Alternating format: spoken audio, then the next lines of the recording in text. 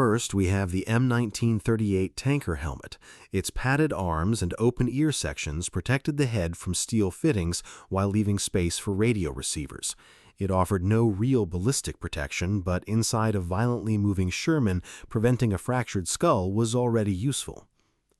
Next, we have the HS-18 radio headset. Its receivers fitted into the tanker helmet and connected each crewman to the Sherman's internal interphone.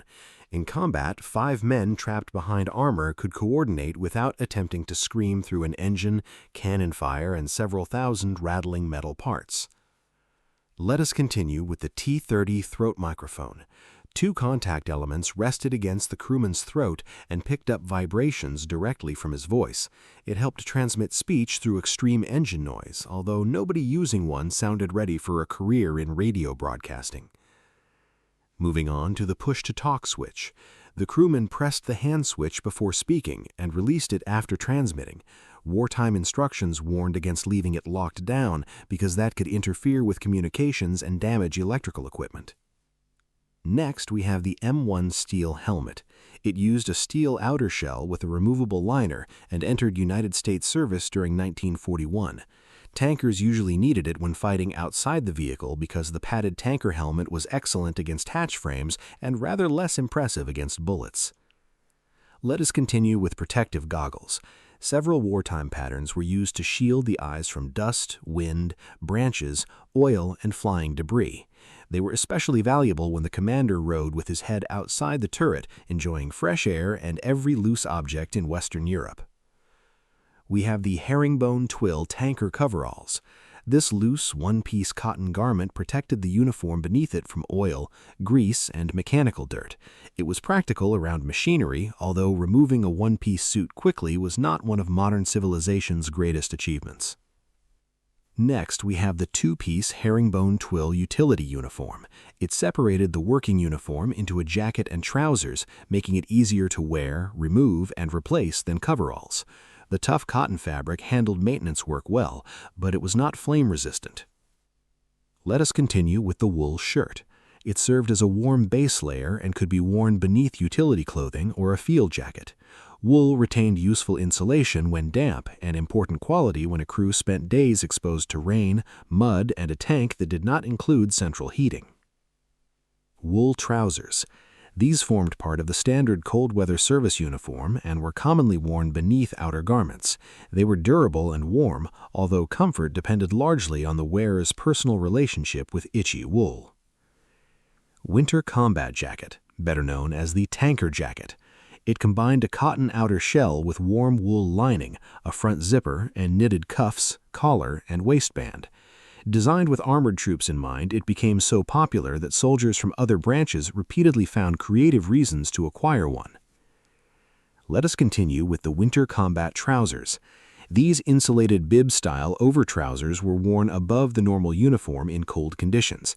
They protected the legs during long winter movements when sitting inside an unheated steel vehicle became less adventurous and more medically concerning. M1943 field jacket, late war. Its longer cotton sateen body, 4 large pockets, and layering system offered better protection than earlier field jackets. It appeared during the war but became widely available only later, particularly during the campaigns of 1944 and 1945. M1943 field trousers, late war. Their roomy cotton sateen construction allowed movement and space for insulating layers underneath. Late-war tanker crews could wear them instead of earlier wool or utility trousers, depending on supply and weather. Let us continue with service shoes and canvas leggings. The ankle-high leather shoes were paired with tightly laced leggings that covered the lower trouser legs. The leggings kept out dirt and debris while also ensuring that getting dressed required several extra minutes nobody requested. Moving on to the M1943 combat service boots. These combined leather service shoes with an attached cuff secured by 2 buckles. Large-scale issue began during 1944, making late-war field footwear considerably more practical. Leather gloves. They protected the hands while handling tools, ammunition boxes, tow equipment, hot metal, and damaged track components. They were ordinary working equipment, but a torn hand could make loading a cannon or repairing a Sherman remarkably difficult. wool knit cap. It covered the head and ears and could be worn beneath other headgear in cold weather. It provided warmth rather than protection, because apparently one helmet could not be expected to solve every human problem. Personal equipment. M1936 pistol belt. Its adjustable web construction and metal eyelets supported equipment such as the canteen, first aid pouch, and pistol holster. For mounted personnel, it carried essential gear without requiring the larger infantry haversack system. Next we have the first aid pouch and dressing. The small belt pouch normally contained one compressed field dressing intended to control serious bleeding. It was often used by another soldier on the wounded man because applying a pressure dressing to yourself inside a burning tank was not the preferred method. Let us continue with the M1910 canteen. It held approximately 1 quart of water and was produced in several wartime materials and patterns. A Sherman carried additional water when possible, but the individual canteen remained the crewman's immediate supply after dismounting. Moving on to the canteen cup and cover. The metal cup nested around the lower half of the canteen and used folding handles for drinking or heating liquids. A canvas cover protected the complete set and attached it to the pistol belt. M1936 musette bag. This compact canvas field bag included internal compartments, a side pocket, and attachments for a shoulder strap or suspenders. It suited armored troops because it held personal necessities without consuming the space of a full infantry pack. Identification tags. American soldiers normally wore 2 metal tags carrying information such as name, service number, blood type, and selected medical or religious details. They were small pieces of equipment with an extremely serious purpose. TL-122 flashlight. Its right-angle head allowed the beam to point forward while the body remained upright in a pocket or hand. Different wartime variants included sliding switches and removable colored filters, useful in inspecting the tank without advertising its location to everyone nearby. Next we have the pocket knife. Issued and privately acquired folding knives varied, but they were used for cutting cord, opening packages, working on equipment, and preparing food. It was not glamorous, which usually means it was used constantly. Let us continue with the service gas mask and carrier. The mask used a facepiece and filter system intended to protect the wearer from chemical agents.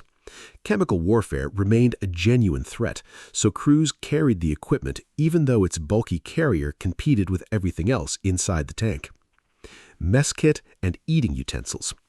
The metal mess pan opened into separate eating surfaces and was accompanied by a spoon, fork, and knife.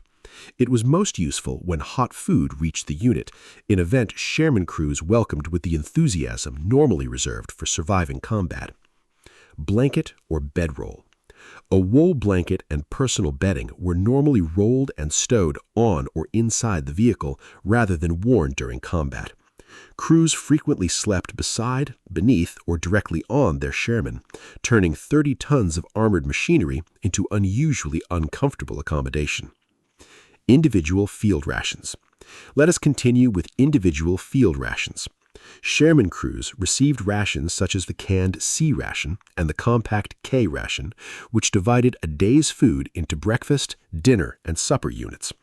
These kept the crew operating when field kitchens could not reach them, though nobody confused survival food with fine dining. Personal weapons. We have the M1911A1 pistol. It was a recoil-operated, magazine-fed semi-automatic weapon chambered for the caliber .45 cartridge. Its magazine held 7 rounds, giving tankers a compact defensive weapon when they had to abandon the Sherman. M1916 leather pistol holster. Its heavy leather body, protective flap, belt hanger, and leg thong secured the M1911 or M1911A1. The flap slowed access slightly, but protected the pistol from dirt, oil, rain, and the general filth produced by armored warfare. Let us continue with the pistol magazine pouch. Its 2 separate pockets carried 2 7-round magazines, providing 14 spare cartridges. It was small, simple, and far more convenient than searching the floor of a disabled tank for loose caliber .45 ammunition. Moving on to the M3 submachine gun. This American open-bolt, blowback-operated weapon fired caliber .45 ammunition from a 30-round box magazine. Entering service during 1943, it was cheaper and more compact than the Thompson, which mattered greatly inside an already crowded Sherman. Next, we have the M3 magazines. Each detachable box held 30 caliber .45 cartridges and used a double-column single-feed design. The 1944 Sherman trim drill called for the vehicle's submachine gun and 6 magazines during dismounted action, giving the crew up to 180 ready cartridges. Thompson submachine gun, earlier war vehicle weapon. Wartime models differed mechanically, but they fired from an open bolt and used the powerful caliber .45 cartridge. 20-round and 30-round box magazines were available, and the weapon was dependable, heavy, expensive, and constructed with the subtle elegance of industrial machinery. Tank commander equipment. We have the M3 or M13 binoculars. Both were compact 6-power instruments with 30mm objective lenses, while the later M13 improved resistance to water. They allowed the commander to identify targets and terrain before exposing the entire tank to obtain a closer look. Lensatic compass. Its hinged cover, sighting system, and magnifying lens allowed the commander to take and follow magnetic bearings. It remained useful when roads vanished, maps proved optimistic, or the entire landscape had recently been reorganized by artillery. Map case. It protected folded map sheets, overlays, orders, and navigation documents from weather and mechanical damage. Sherman crews depended heavily on roads and terrain, so losing the map could turn an armored advance into an expensive sightseeing tour. Field notebook and pencils. The commander recorded radio information, coordinates, fuel states, ammunition figures, orders, and changes to the route. Pencils continued working in cold or damp conditions and did not leak ink across the only usable map. Wristwatch. Whether government-issued or privately owned, it allowed the commander to coordinate movement, artillery support, radio schedules, and timed attacks. Accurate timing mattered when several tanks had to cross the same exposed ground without arriving individually for enemy target practice. We have the M2 fragmentation grenades. Their grooved cast-iron bodies used timed fuses and scattered fragments when detonated. They gave the crew defensive weapons for dismounted fighting, local security, and situations where the enemy was far closer to the tank than anyone preferred. Next, we have smoke grenades. Common wartime examples included the M8 white smoke grenade and M18 colored smoke grenade. White smoke could conceal movement, while colored smoke helped mark positions or signals, assuming everyone had agreed beforehand what the color meant. Let us continue with the M14 incendiary grenade, commonly described as a thermite grenade. Its intense burning composition was intended to damage weapons, radios, and other important equipment. Sherman crew instructions specifically included incendiary grenades among the methods used to destroy equipment before enemy capture. Moving on to the vehicle first aid kit. It carried more medical supplies than the crewman's single individual dressing and remained stowed inside the tank. Wartime crew drill instructed a man to take the kit when evacuating a casualty, because the wounded crewman could not always wait for a medic to reach the vehicle. Next, we have the fire extinguishers. Shermans carried a fixed engine compartment system as well as a portable hand extinguisher. During an engine fire, the driver operated the fixed system, while other crewmen prepared the portable unit, a procedure where speed mattered considerably more than remaining calm and dignified. Pioneer tools. Exterior tool stowage included equipment such as a shovel and axe, with the precise arrangement changing between Sherman models and production periods. Crews used them to clear obstacles, prepare positions, work around damaged tracks, and occasionally dig themselves out of the consequences of someone else's navigation. Moving on to the tow cable and shackles. The heavy steel cable connected to the towing points of the Sherman or another vehicle during recovery. It could free an immobilized tank, but a cable under extreme tension was also dangerous enough to demand careful handling. Next, we have the weapon cleaning kits. Cleaning rods, brushes, oilers, tools, and spare parts supported the main cannon, machine guns, pistol, and submachine gun.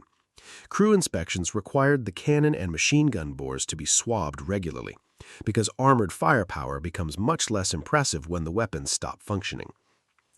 Finally, we have spare ammunition. The Sherman carried main gun rounds for its 75mm, 76mm, or 105mm weapon, plus caliber 30 belts, caliber 50 ammunition when fitted, and cartridges for the crew weapon. During pauses in combat, the crew moved rounds from less accessible storage into ready racks so the loader could keep the gun firing. That was the real Sherman crew loadout. Not every item sat on one man's body, and not every tank carried an identical combination. The crew, the season, the mission, and the Sherman variant decided what went into battle.